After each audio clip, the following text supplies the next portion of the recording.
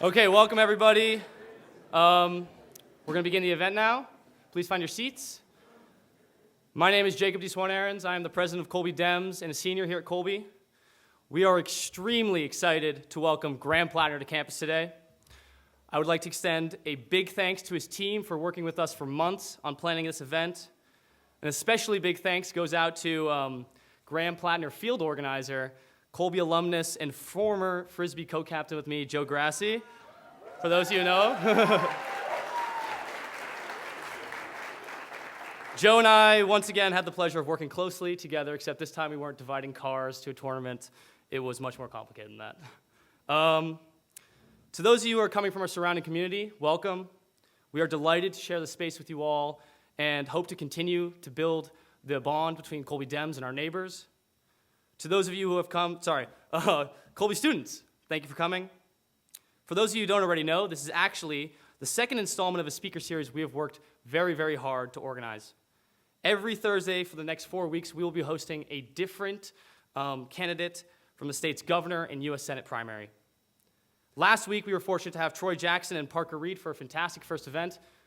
And next week, in this very room, we'll be having gubernatorial candidate Angus King III at 5:30 p.m., which makes Colby one of the rare places where you can see both Angus Kings on the same stage within 1 week.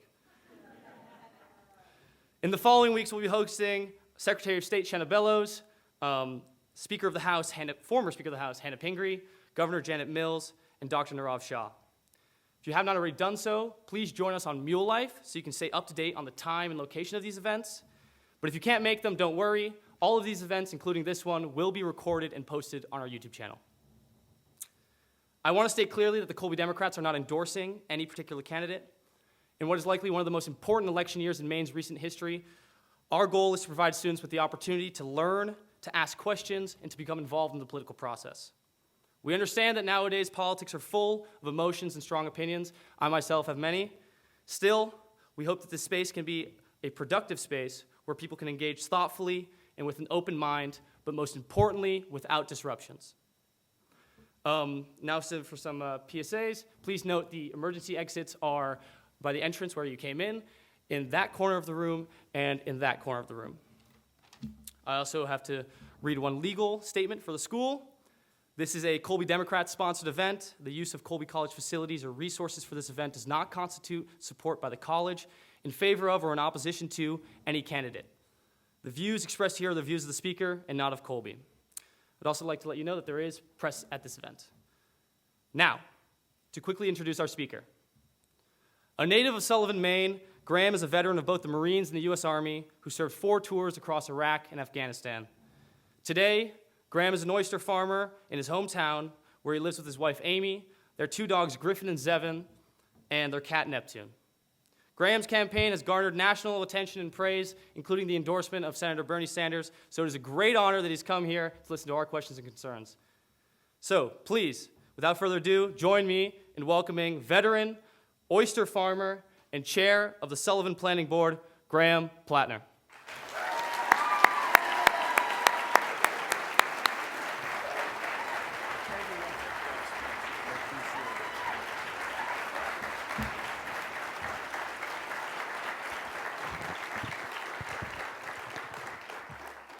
Thank you, Jacob, and thank you to the Colby Dems for hosting this. It is very important that candidates come and speak, not just to people around the state of Maine, but also to students, because many of you may choose to stay in Maine, many of you might be from Maine, and while you're here, you are Maine residents, and you can vote in our elections. And so it's incredibly important that you get to hear from all of us. And so I just really appreciate the opportunity to come down here. I guess where I'm going to start is why I kind of got into this whole mess in the first place. I am not a person who has spent my life thinking that I was going to go into politics. I spent most of my life in the service of this country in uniform, and then after coming home, really focused on local governance and community organizing. I firmly believe that it is on the local level, that's where the rubber meets the road. That's where people interact with government. That's where actual material needs occur. And I'll be entirely frank, for a long time, I saw the higher levels of this system as something that I really had no interest in engaging with.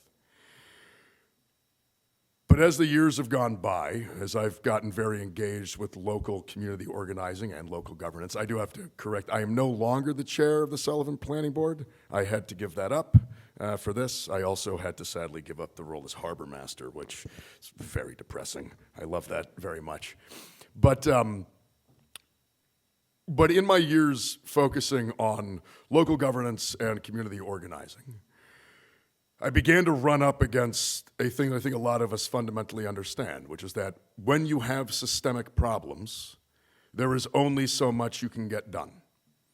That you can work tirelessly to make life better for your neighbors, better for your friends, better for your community. But if at the higher levels of this society and system that we have, there are no changes, you will continue to run up against the same hurdles over and over and over again. I was lucky. After my combat service, the VA decided that I got blown up enough times that I deserve health care. And that's an absurd statement to make, but in our society, it is true. It is luck. Because the VA provides me with basic support, which allowed me to move back to my hometown and gave me the freedom to build the kind of life that I wanted to live. It gave me the time and the energy to figure out that I actually wanted to make a living on the sea, and I could become an oyster farmer and a diver and a harbor master. All of those things took skills, many of which require mastery to be safe on the sea. That takes time. And I got that time because I didn't have to worry about the structural problems, specifically around our healthcare system. I didn't have to worry about premiums. I didn't have to worry about co-pays in-network or out-of-network. I didn't have to worry about health insurance companies. And I also didn't have to worry that if I got sick or ill or injured, that was going to destroy me financially. It gave me a level of confidence and a level of, quite frankly, material freedom that let me build the fulfilling and enjoyable life that I've been able to build with my wife, Amy, and Sullivan. But as I've done that, I've become very aware of the fact that it is because of that structural support I get to live the life I get to have. And that when I look around me, in the community I grew up in, around Eastern Maine, I know people who are just as creative, just as hardworking, just as committed to wanting to build a life they deserve, but they don't have the freedom to do it. And I often thought to myself, what would this place look like? What would Eastern Maine look like? What would rural Maine look like if all of the hardworking, creative Mainers I know, if they didn't have to worry about co-pays or premiums or health insurance companies, if they didn't have to take jobs they hated just so they could have health insurance for them and their families? What does that world look like? What are the businesses we get to have? What is the art that gets to be created? What are the risks that people get to take? And I honestly began to believe that if all of my neighbors had what I had, we would have a much more robust and vibrant community.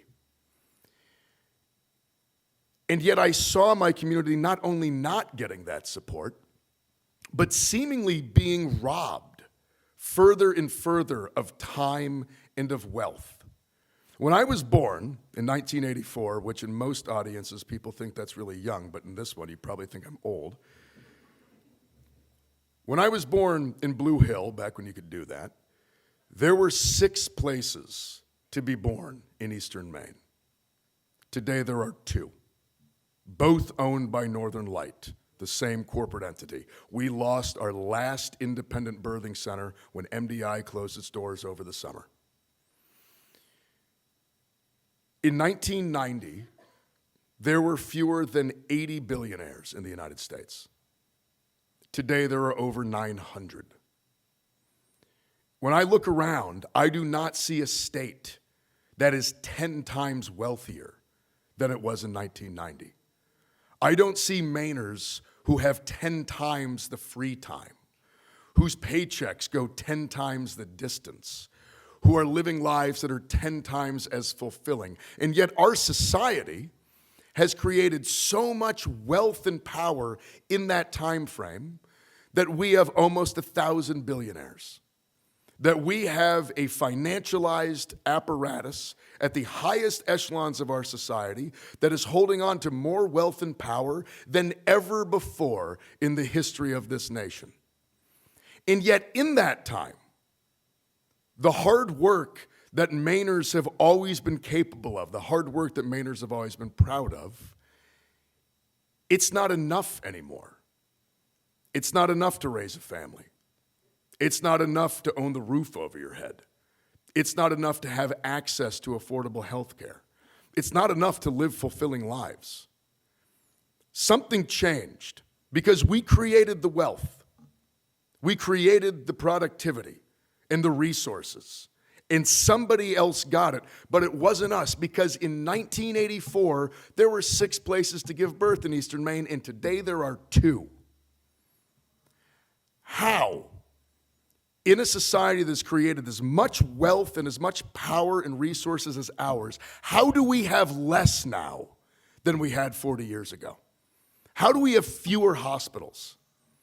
How do we have fewer schools? How are Mainers working more hours and getting less money? How are people spending more time just trying to hold it together and no longer having time to dedicate to raising a family, time to dedicate to their community? How is that possible? And the answer is because this system that we have was built. It was built by policy decisions brought about by establishment politicians who were serving the bottom line of those who donate the most money to them. That's why. The system that we live in today, it is not organic. It is not natural. It doesn't have to be like this. It is the outcome of policy decisions. And it is a system that, despite what many say, is not broken. It is functioning exactly as it is intended. The purpose of the system we live in is to rob working people of time and wealth and power and energy and put it all into the bank accounts of those who already have those things. That is why we live in the world we live in today, and we need to stop it. The world we have right now is entirely unsustainable. This system is limping along. And it doesn't deserve to limp along much further. Because any system that allows for children to live in poverty, for the elderly to freeze in their homes, while we have people like Peter Thiel and Elon Musk just existing, that system does not deserve to continue. But the truth is, we are not going to get any changes by relying on the same political institutions, the same kind of politics, and the same kind of politicians that brought us to this point in the first place. Donald Trump is awful. There's no question about it. But we need to understand that he is the symptom of a much deeper rot.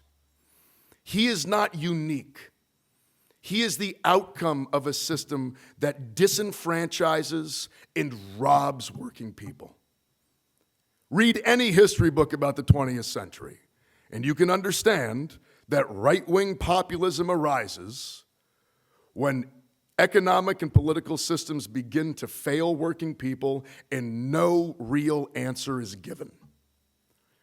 People's resentment, their aggrievement, their anger, it gets harnessed and turned on the most marginalized communities, turned on immigrant communities, turned on those who cannot protect themselves, scapegoats them for the failures of a system that in many ways needs those people to blame, because if we start blaming those who are actually responsible, we're going to start blaming those that built it in the first place.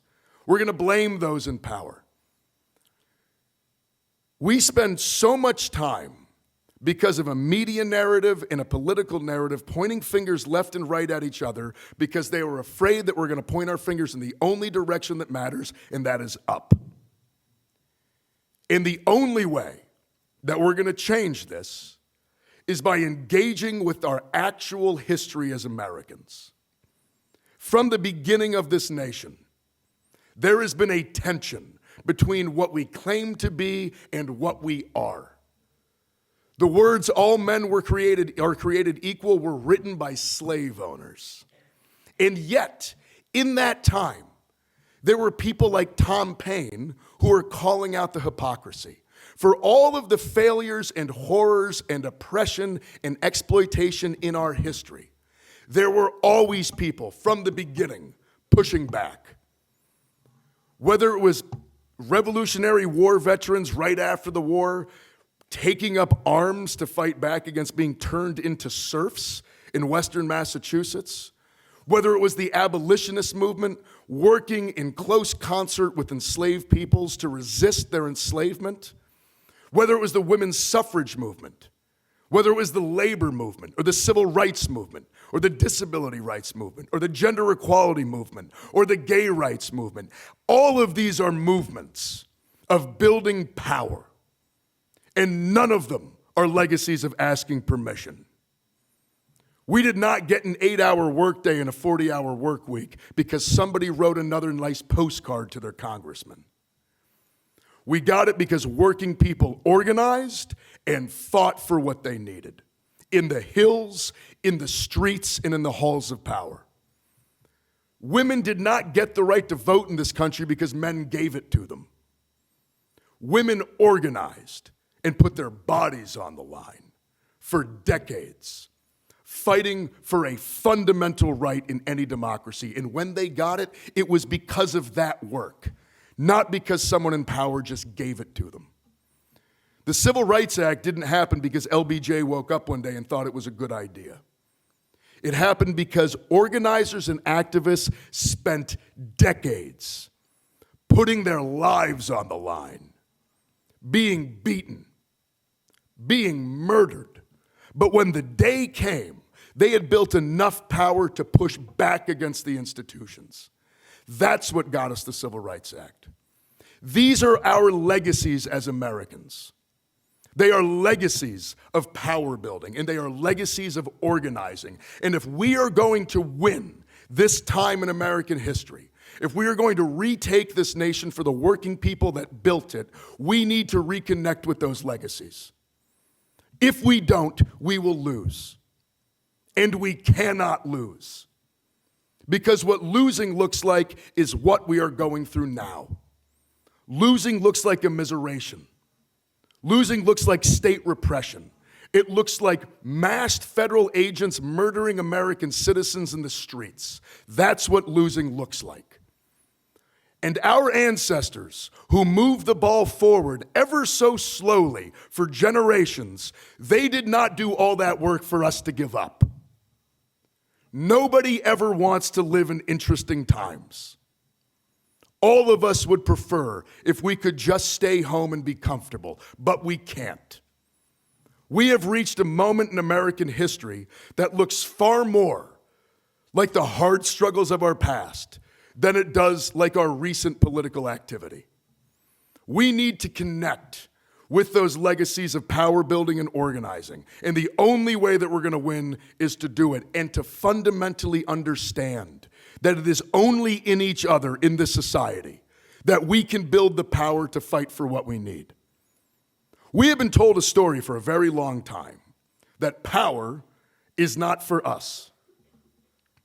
Power is for a certain kind of person, a person who has a specific pedigree or a certain last name, a certain business background or educational background. They are the ones who are worthy of power. They are the ones who are competent enough to wield it.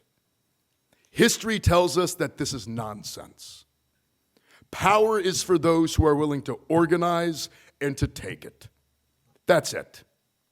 And we need to connect with our organizing past again. It's the only way that we're going to get out of this. Sorry, I have a frog in my throat. Excuse me.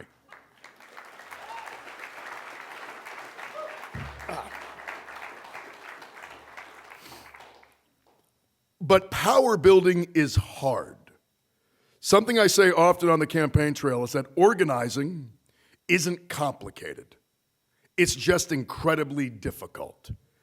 It is difficult in a fundamental way. You have to go out into your community and you have to tell people what you believe. You have to have conversations with people that you know are going to be difficult, and you have to have them anyways. Because if we do not find a way to build common ground amongst working people in this country again, we are never going to build the power to fight for what we deserve. We have to understand that so much of the polarization, so much of the hate and the resentment, it serves only one group, and it serves the group that is already at the top. They build the conversation to make sure we never realize that it is only in each other that we have the ability to change this whole thing. And we have the ability to change it. Because ours is not just a history of organizing, ours is a history of huge systemic change that has required immense amounts of imagination, political will, and public investment. If I am any kind of Democrat, I am a New Deal Democrat. My heroes, my number one hero, is Frances Perkins. For those who might not know, Frances Perkins, who, while not a Mainer, she did her best thinking on the Damariscotta River, so we're going to claim her. Frances Perkins was the first woman cabinet member in American history.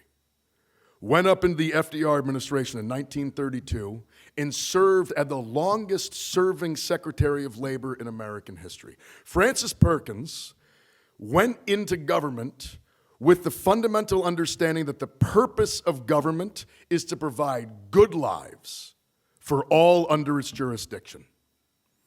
She took that thought, she took that foundational belief up into the Roosevelt administration, and she brought us Social Security. And she invented it out of whole cloth. She didn't play around with an existing program. It wasn't a tax credit or a block grant. It wasn't messing around in the margins of something else that's already existed. She invented it. She invented unemployment insurance. She laid the ground for the politics that later brought us Medicaid and Medicare. This was a politics of imagination, of believing that a society that lets its elderly die in poverty is no society at all, and that the answer to that needed to be something big. And it was going to require an immense amount of political will and an immense amount of power to make it happen. And she worked with FDR to bring that about. The 1930s, the New Deal, laid the foundations of the entire thought process around government that we have had for the last 80 years. It changed the way Americans understood what government was supposed to do, that government could do things for people. We electrified all of rural America in a decade. We built mass public projects like the Tennessee Valley Authority.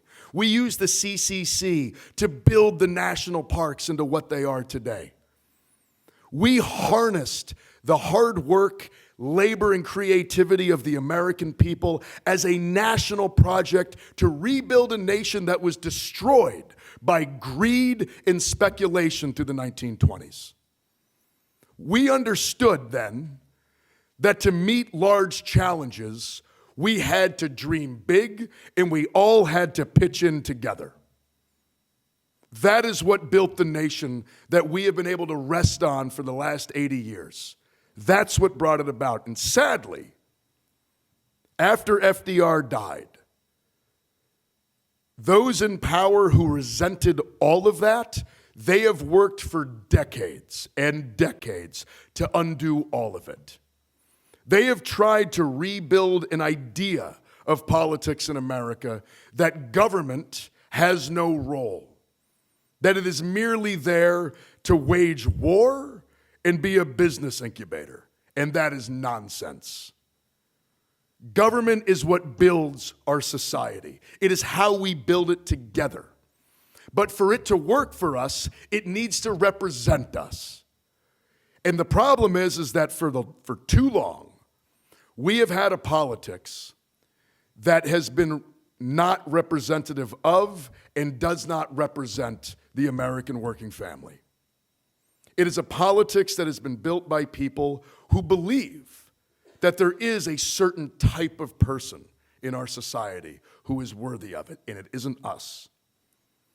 We look at politics as an elite performance, something that we see on television, people that we've never been able to connect to, that do not look like any of our neighbors, that do not sound like people that have worked for a living. We see them and we see all the money that gets spent, and we see theatrics.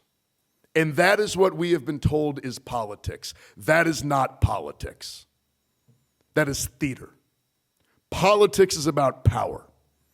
And politics is about organizing. That is what politics is. And we need to re-engage with that. We need to build a politics that allows people from the real world to go up there and represent their constituencies. The only reason I get to do this is because a bunch of labor unions pitched in early on and gave me the resources.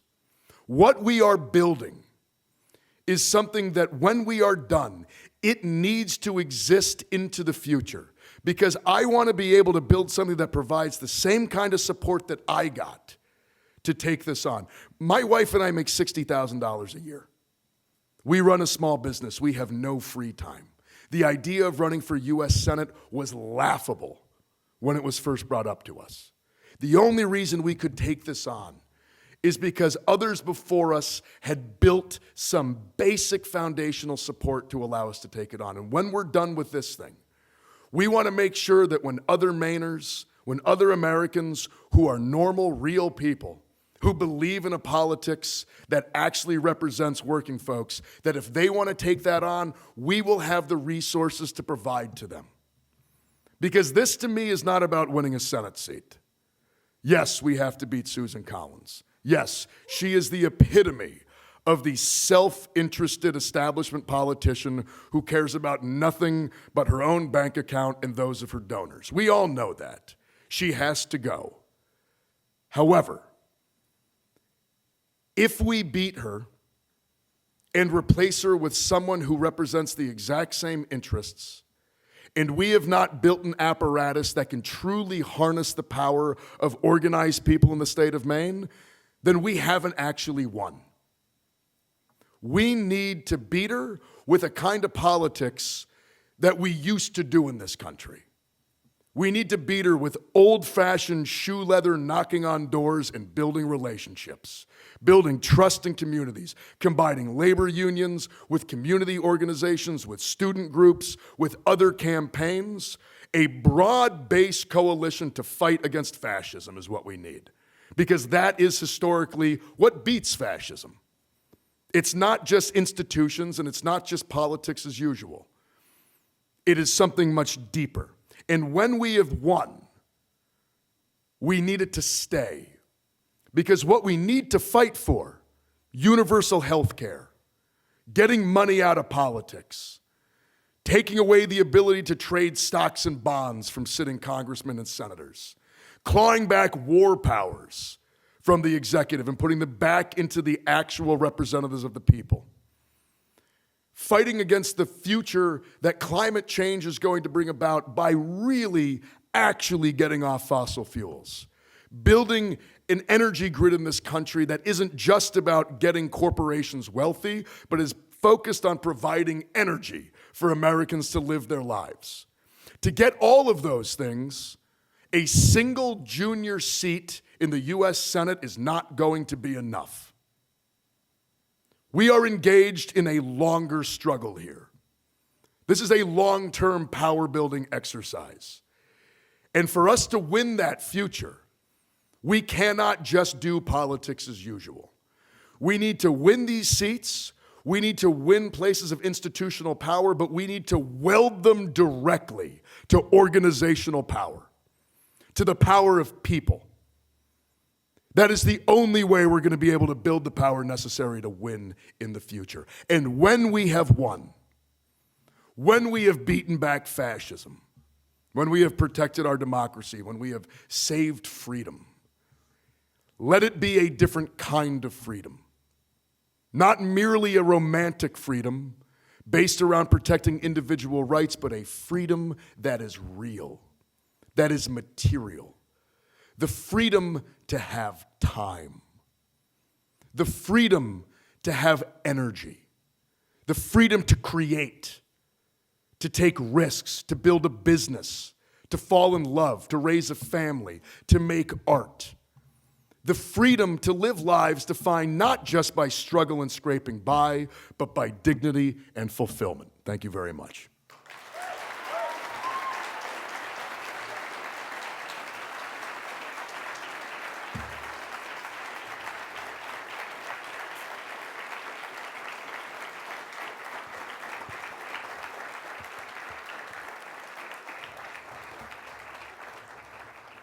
Before we get to questions, I guess you guys all know Joe. I didn't know everybody knew Joe. Joe's going to come out and give you the field pitch because we need your help. All of this stuff, this organizing talk, it's not bullshit. We need to organize, and that requires you. That requires putting some skin in the game, getting a little uncomfortable, getting outside of your comfort zone. Joe's going to talk to you about how we could use your help in doing that. Awesome. Hey, everybody. Awesome to be here. I didn't think I'd be back so soon, but you never know what life's got in store for you. Proud. I'm a proud Colby College alumnus. I'm a proud resident of Maine, all for my whole life. And this is super exciting that I'm getting to do this work and really grateful to be with you all here. So thanks for being here, first of all. Field-wise, as Graham has said, we need to build back this power. We need to get back involved in politics. That's really how I see it. I was lucky. I consider myself very lucky. First of all, I was born in a town called Freedom, so that's a great start. And I also was very lucky to have been born in a rural town where politics does not look like national politics. It's a politics where people gather in the little town Grange, and we get together and we debate things face to face. And by the end of the meeting, we have all the money spent and everything figured out for the year. And it's pretty simple, and we do it in community. We all know each other, we all care for each other, and even if we don't agree on things, in rural Maine, we really know how to get past our differences and take care of each other, because that's what it's all about. That's what community is. We look out for each other, and that's what politics should do. We have power, and that should be put to use to actually help people and make people's lives better, because we don't all get dealt the best cards, and we should take care of, the people that need it, and we should take care of those in our community. So, that's my rural Maine experience, and so I never saw that in national politics, really. And that's what, when Graham came on the scene, that's what he represented to me, was actual change and a person who really understands what it's like to just be a person who's not trained for politics, be a person who's real, who's had a job, who has family in lots of different situations. That's what it's all about, somebody that understands us. To make this happen, we obviously really want to get Graham elected. We need to get people engaged. And I'm seeing lots of different faces. Some people, we got young and old. I'm super excited. We got so many students here. It might be hard. I understand it might be hard to understand those struggles, some of them that Graham talked about, because we're all young. I'm a year out of college. I am not having to deal with a lot of the real world problems yet. But the best way to do it, I promise you, is just to go to talk to people. Get out there. It's going to be a little bit uncomfortable. But when I went out and canvassed for the first time, that was one of the most revolutionary days of my life. It was just mind-blowing to actually talk to real people around me in my community and hear what they were going through.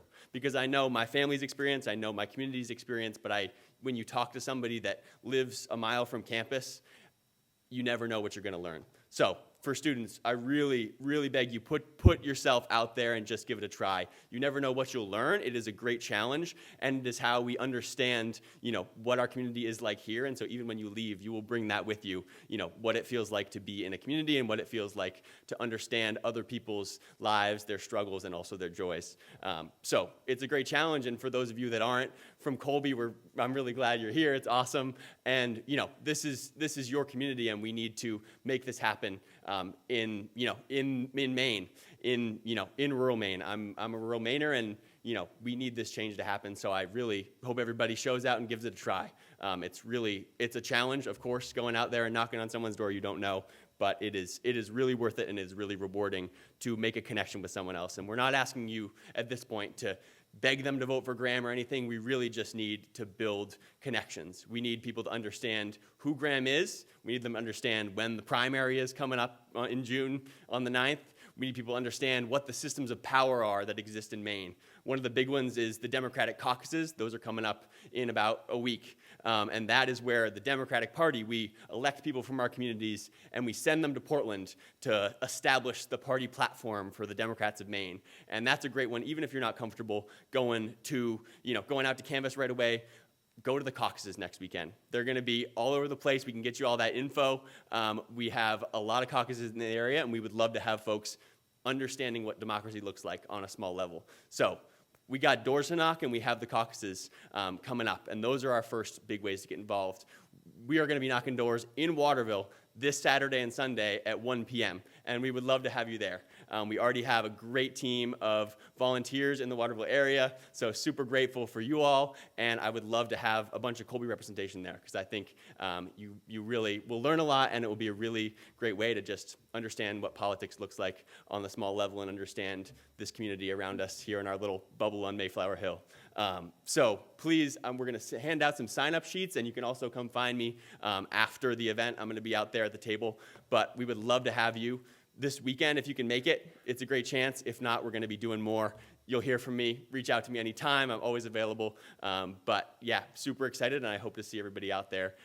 So thanks for being here, and yeah, we'll see you out building community. I got one more thing. Awesome. All right, it's Q&A time. That's enough of me. But awesome. Yeah. So a couple notes on the Q&A. First of all, the mics. We have some mic holders. They're going to be coming around. We are going to ask that folks just come on out. Graham is going to find great folks that have questions, and then we're just going to ask you to step into the aisle, because the mic holders are going to always hang on to their mics. So we're just asking folks to come to the mic, ask your question, and then we'll let Graham have at it.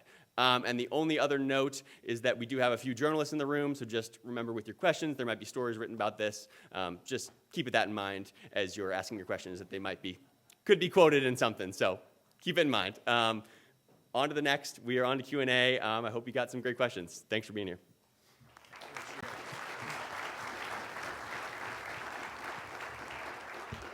I guess that means I won't be able to swear so much. Okay. Right before we start doing, so we've been holding these town halls all over this. I think we're coming up on like 40 of these things since the campaign launched. We got another 15 to 20 before the primary. We're going to keep doing them after that, and we're going to keep doing them after I win.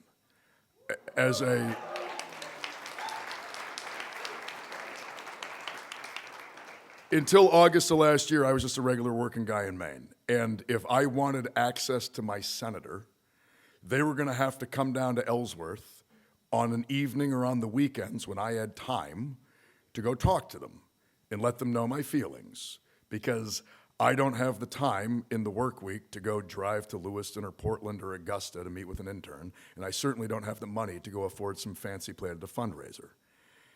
It is insane to me that as we have held all these town halls, a lot of people have been like, what a novel idea.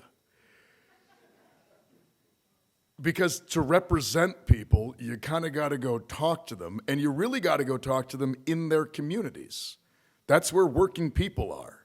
They don't get to just do what the lobbyists do, which is have a senator's cell phone number on speed dial or be able to know how to get access to them. You need to be accessible. I firmly believe in small d democratic politics. And the only way for politics to be small d democratic is to be accessible to people. Accessible in a way that means that you have to put yourself out there. So we've been holding these things all over the state, and much to my comms team's dismay, we do not screen questions, and I just pick on people, which drives a number of folks in the campaign absolutely insane. But I think it's the best way to do it, because it's the only real way to do it. If you can't answer good questions or hard questions for constituents, you probably shouldn't be trying to do this. Susan Collins has not held a public town hall since Bill Clinton was president and I was in middle school. So I just kind of feel like this is what we're going to do from now throughout the rest of this thing and then after I get elected. So on that note, does anybody have a question? Yes, ma'am.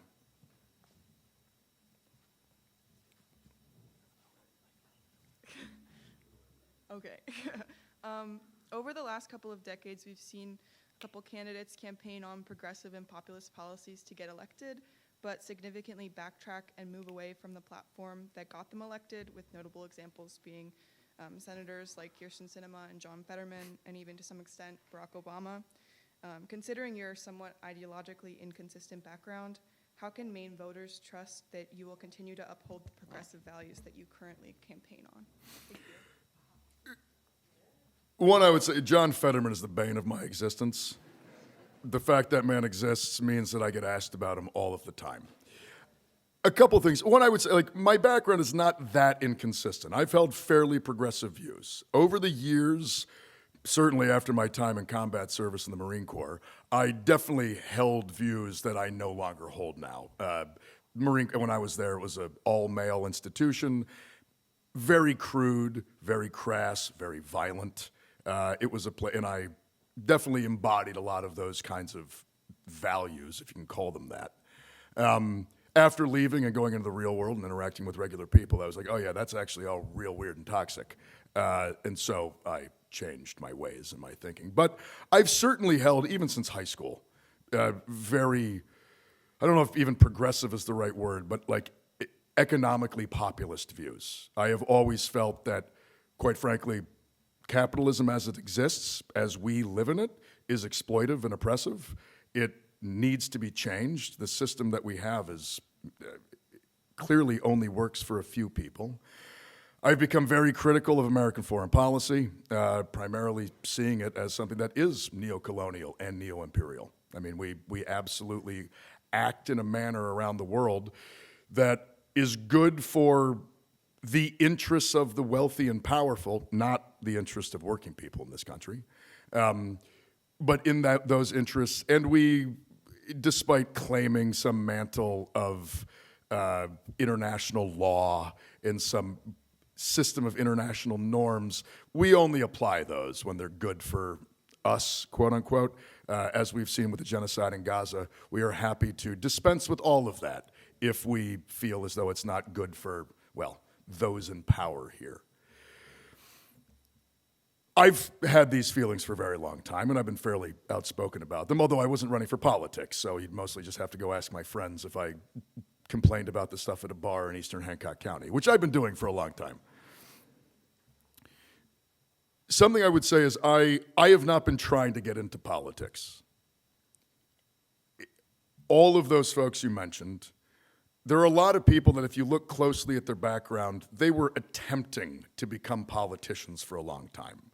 And they would go hunting for a politics that they thought was going to get them elected. I am running on my politics. This is what I believe. I've been, on the beginning, the day one of this thing, when we launched the campaign, I insisted we have a very fleshed out policy page. I used to live in Washington, D.C. I was a bartender on Capitol Hill. And I have friends from that part of my life who are in politics, the kind of politics I don't really like very much, but they're in it. And they all called me. And they're like, dude, no, take the policy page down. Nobody reads that stuff. All that's going to happen is down the road, your opposition is going to read through it, and they're going to use it against you. And I was like, you don't understand what I'm doing here. If I lay out my politics clearly in policy on day one, people know where I stood at the start of it, and they always get to reference it to see if I changed, to see if I turned around or said something else.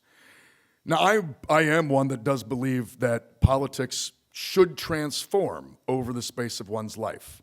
It's important that we believe in transformational politics. It's the only way that we actually have hope in the future, is that we can all develop a more aware and a more fleshed out political understanding. I think that's really key. So I'm not necessarily tied directly to if you believe one thing once, you can never believe anything else again. I do think, though, that there are some fairly foundational, important things that if you change your mind on, like taxing the rich, using anti-monopoly law to break up corporate power, ending America's imperial wars, these are things that I think it's obvious if you change your mind why you changed your mind.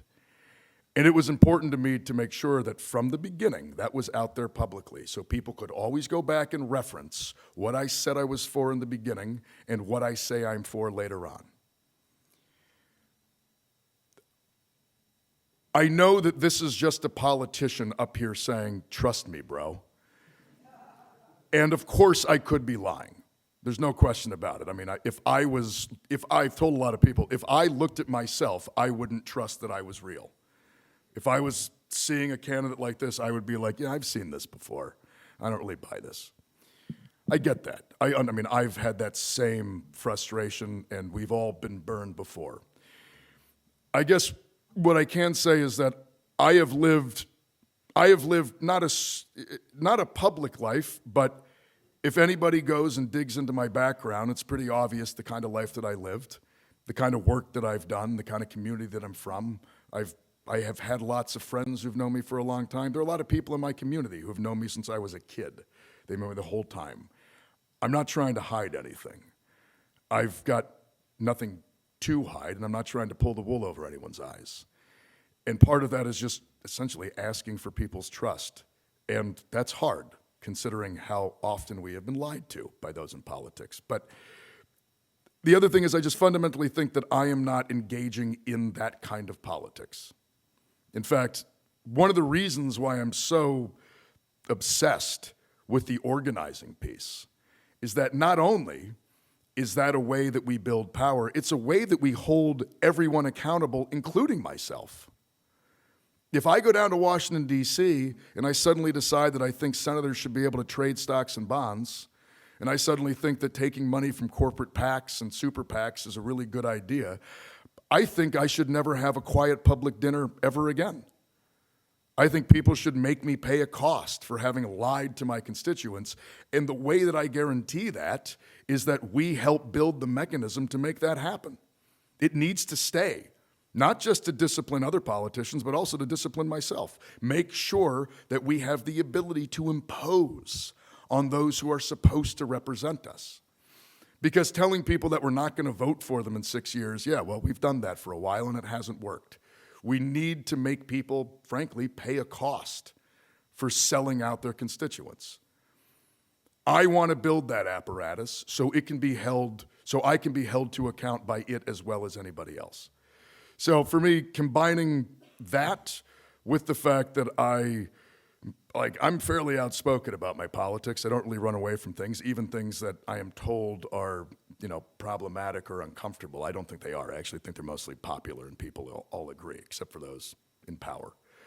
But again, I am running on my politics. And if there is a day that comes where the system tells me that I can't do that something has to change, that I need to essentially bend the knee. If that day comes, I'm going to go back to being an oyster farmer. That's the life I loved anyways. That's what I'd rather be doing. I'm doing this because it feels like somebody has to, and this opportunity arose in my life, and I got to do something about it. That's why I'm doing it. But if there is a day that comes where it seems like that is all pointless, I don't want to be part of that system. I don't want to be a U.S. Senator. I think it's necessary. I think it's where the power is. But deep down inside, I would rather live in Sullivan.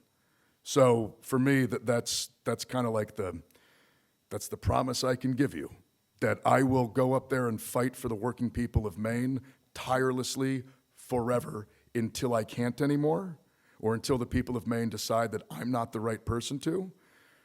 I'm not going up there for myself. So. Yeah, thank you. Yes, in the back, in the plaid vest, because it's a plaid vest.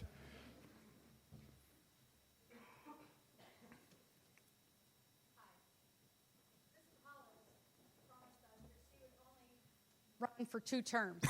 Yes. And here we are. Are you going to make that kind of a promise? I will promise to fight for term limits and getting money out of politics. I will say this, I am not going to self-impose term limits, primarily because I think if you do, we just wind up with all the worst people sticking around the whole time. Until it's a systemic fix, I will gladly go back to DC as long as the people of Maine think I represent their interests. And I will fight for those systemic changes. But I won't stand up here and say that, no, I will just self-impose a two-term limit on myself or something like that.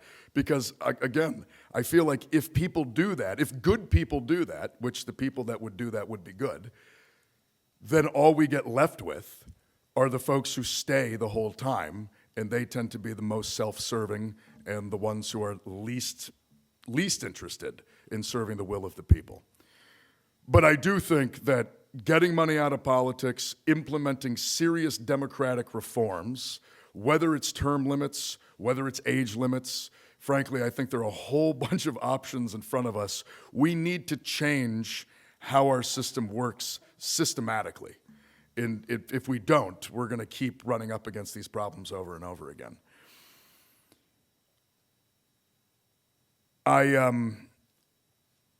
I had something else I was going to say there, but I forgot. So I'm not going to self-impose that, but I do think that this is what I'm going to say. If I have my way, elections will be publicly funded and they'll last about 2 months.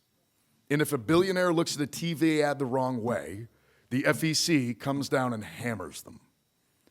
That is the kind of politics we need. We need to get this whole political industrial complex out of the process. Doing this myself, interacting with it as a regular person, it is insane how much money is in this nonsense. It's disgusting. And none of it goes to anything real. So much of it just goes into this kind of self-licking ice cream cone of consultants and organizations that are just there to move the money around to get everybody within it rich. It's deeply frustrating. And it's really frustrating that to get money out of politics, we have to raise an immense amount of money and partially engage in this nonsense. It drives me insane. But I think that it is those kind of reforms, that is what we need to do. Much like I'm not going to stand up here and tell you that I'm not going to try to raise millions of dollars. I am. We need to raise millions of dollars to beat these people. We shouldn't tie our hands behind our backs. What we do need to do is once we have power, we need to make systemic change. And things like term limits need to be on the table. But until we have them, I don't think self-imposing them is actually very effective or realistic.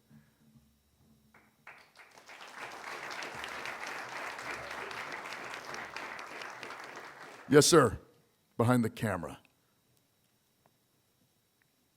Thanks. Graham, you mentioned Frances Perkins. She's also a hero of mine. Just wanted to note that she's being elected into the Maine Women's Hall of Fame next month, which is pretty rad. That's right. Yeah. Also, she has a national park in her honor at her homestead in Newcastle, which I was honored to be a part of that campaign to designate under President Biden. But my question is actually about national parks. In the last year, the National Park Service has lost more than 4,000 of its staff. Yeah. Here in Maine, we have more than 4,000 visitors to Acadia, a really critical part of our economy, and you're part of the state. If you were our senator, how would you fight for our national parks and our environment? The national parks are historically one of the most amazing things we came up with, that and public lands in general. And it is no surprise that the same forces that have been fighting for more privatization in our society are the same forces that recently have been defunding the national parks. You don't have to be a rocket scientist to connect the dots here. The answer to all of this, quite frankly, is funding. It's money.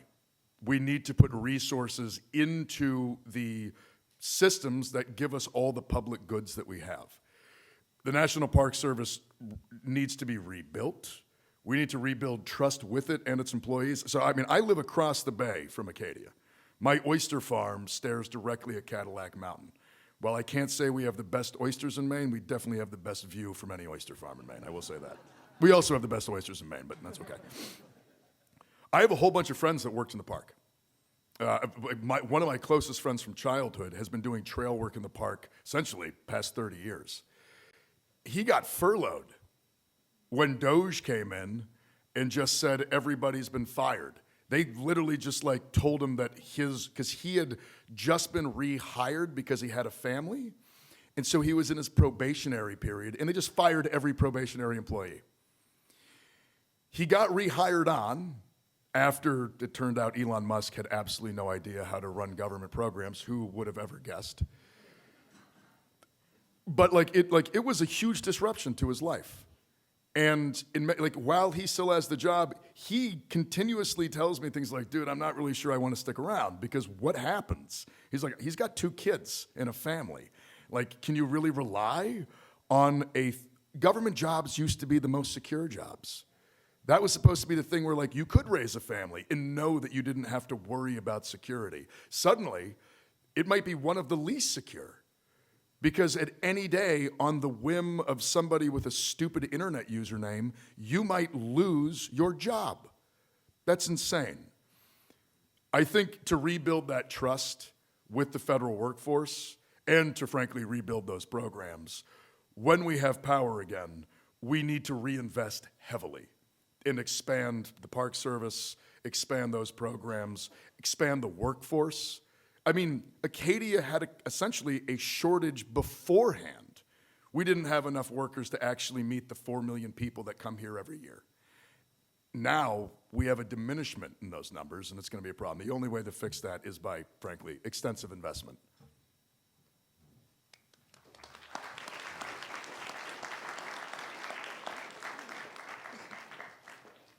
I've been picking out of the center, so let's go over here. You, sir.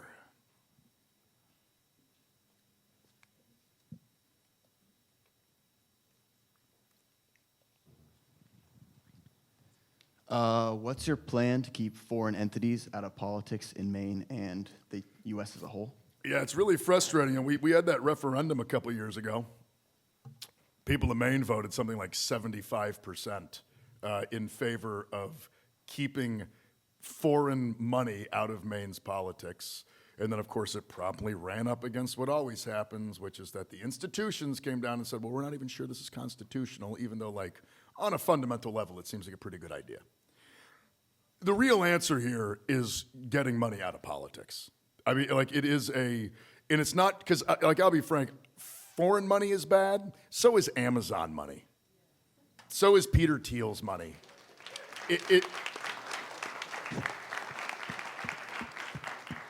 Like, I don't think money from China should be in Maine's politics. I also don't think money from Silicon Valley should be in Maine's politics. In my opinion, they're all from away. So it is but on same on the federal level. And so much of it, it's not just about restricting foreign influence. It's really about restricting corporate influence, which I think is in many ways just as detrimental, because multinational corporations, they've got no loyalty. They may claim to be American, but they're not. They're loyal to their bottom line, and they will break anything they can to get richer.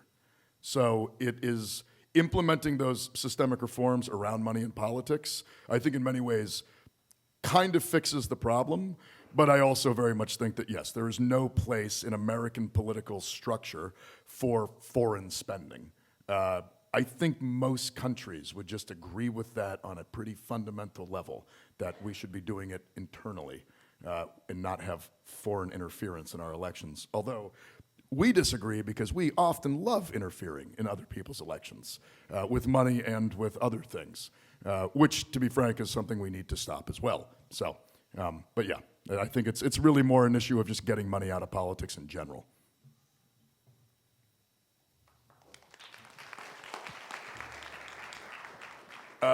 Just because it's a USMC sweatshirt, so my. Paul Graham, Semper Fi Ellis, and thank you for being here. Hey, Semper Fi. Semper Fi. So my question is, you've been open and honest throughout your campaign about your PTSD, and I think honesty is a great virtue, and I greatly admire you for that, and that's one of the many reasons I'm voting for you. But what would you say to the people of Maine who might be wary about that, who might think it's an inhibiting factor? You know, I think people really don't understand how PTSD works, I'll be honest. like I don't like jump when I hear fireworks, and I don't like scan the rooftops. My PTSD mostly manifested itself in anxiety and depression. I spent years kind of in the hole after my combat service, feeling both very lost, but also having direct symptoms that once I started getting treatment, I found out were direct symptoms. But for years, I just thought, I'm like, it's fine. I drink too much because I was a Marine. Not, I drink too much because I'm in an immense amount of pain and I'm using it to self-medicate. You know, it was only after I actually started going to treatment that all of these things that for a long time I just kind of felt were like normal, it turned out they were very abnormal. And the only way to deal with them was to go to actual treatment. So, like, you know, again, we have this kind of narrative in our society that, like, guys with PTSD are, like, living in the woods in a shack, like, you know, reliving the war. And it's just not true. I mean, some guys, sorry, I was in the infantry, so I say guys. Some men and women very much do have that kind of reaction. And for some people, it manifests itself in a totally different way. In my way, it was mostly anxiety and depression. And the reason why I get to live the life that I live now, though, is because I went to treatment. And I continue to go. Like, I still go to therapy. I don't really talk about all the serious things I used to. Now I mostly complain about the fact I'm running for Senate. But it is, I mean, that's a continuous thing. Much, I mean, I have 2 herniated discs. The cartilage in my knees is gone. My ankles are all jacked up. I was a machine gunner. The infantry is hard on your body, especially combat service. The things I need to do to keep my body basically functional, it's therapy that I'm going to have to continue doing, physical therapy and mental therapy. It's just kind of what you got to do when you have trauma and damage. I think a lot of people fundamentally understand that you can have that kind of background and not be some kind of wild, loose cannon. One of the things I will just say is, after World War II, where people saw a lot more combat than I ever saw, we had a whole generation of politicians who came out of the fields of Normandy or the beaches of the Pacific, who still went into politics and functioned very well as politicians. And nobody sat around being like, I'm not sure that JFK should have ever been president because his PT boat got sunk once. That was not a thing, and it never should have been. I think today, like, I'm happy to be open with it. One, because I, in many ways, want to destigmatize it. I also want us to have a much more honest conversation about what the outcomes of sending young men and women off to combat actually look like. And I don't think in any way it's disqualifying. And I also think that most people, once I can talk about it openly like this, fundamentally understand that, yes, it is trauma. Yes, you get treatment, but that's also how you grow. And that's also how you continue to live a better life. And you can still be very, very functional. At least, I mean, I've been able to build an oyster farm. That was pretty good. So,